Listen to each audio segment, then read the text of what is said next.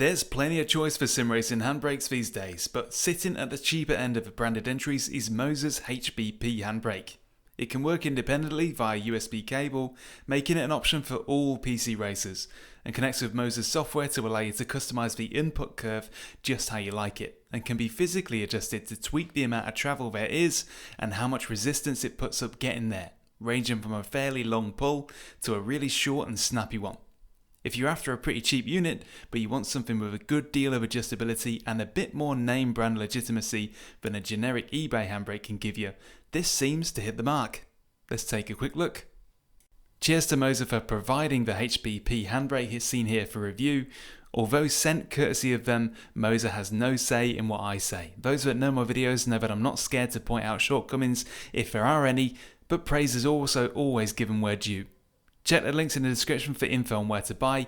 Using those links supports this channel at no extra cost to you, and thanks to all that do so, it's much appreciated. Cheers to my two YouTube members, you pair of legends. In the box, you get a handbrake base, the upper half of a handbrake, complete with the handle that you can remove and replace with your own custom item, an alternative spring and rubber bushing to adjust the handbrake's physical feel, the tools you'll need to swap the bushes and springs if desired, and connection cables. The construction of a handbrake is all metal apart from the control module on the side where the circuitry lives. Overall, it sets off a really low-key satin black anodized finish with a design that looks like Moza actually tried to make it stylish. I do like the look of everything except for the knobbly knee bit in the middle. That looks a bit goofy, but it can be forgiven being as that gives the handle adjustability. I guess you don't have to leave the cover plate on top either. The spring makes for an interesting splash of colour, but I think it may actually be intended to protect against food falling in whilst you snack at your sim rig. If just one cheese and onion crisp falls in there, you're going to wish you were never born.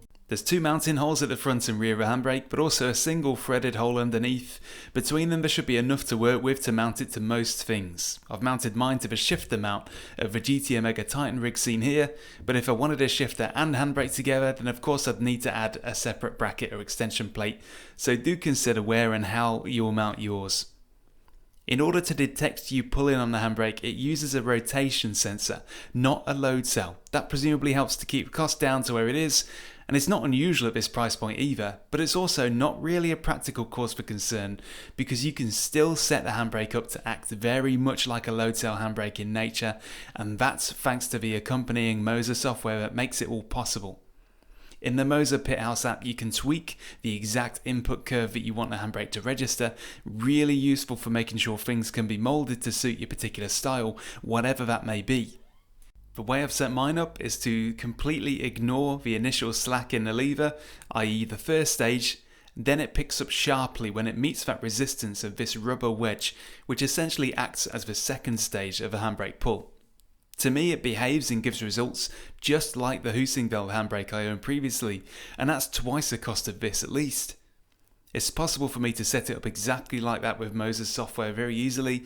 They have certainly given the user enough options to play with, and it's because of the combination of software and physical tweaks that the HBP Handbrake is easy to recommend to people. I can't imagine there's many out there that can't set this thing up to their taste, and the few that do fall into that category probably need a more specialist boutique handbrake anyway.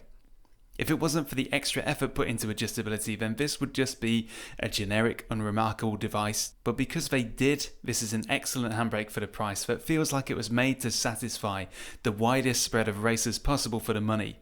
It's a considerate handbrake, if you know what I mean. Like at a hotel when there's both continental breakfast and a big greasy fry-up on the menu, pretty much everybody should be satisfied. Whenever I make a video on an item like this, I gleefully crack out Dirt Rally 2, and then I wonder why it isn't my go-to game because I always have an excellent time. And with a handbrake, it's such an active and hectic game to play.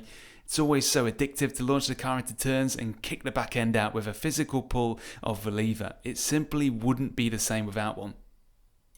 As mentioned, I've used the Husingdale handbrake before, and whilst that is a lovely premium piece of kit with a load cell sensor and a distinct mechanical aesthetic, in real, practical terms, the Moza HBP can do a comparable job for a lot less money for most people.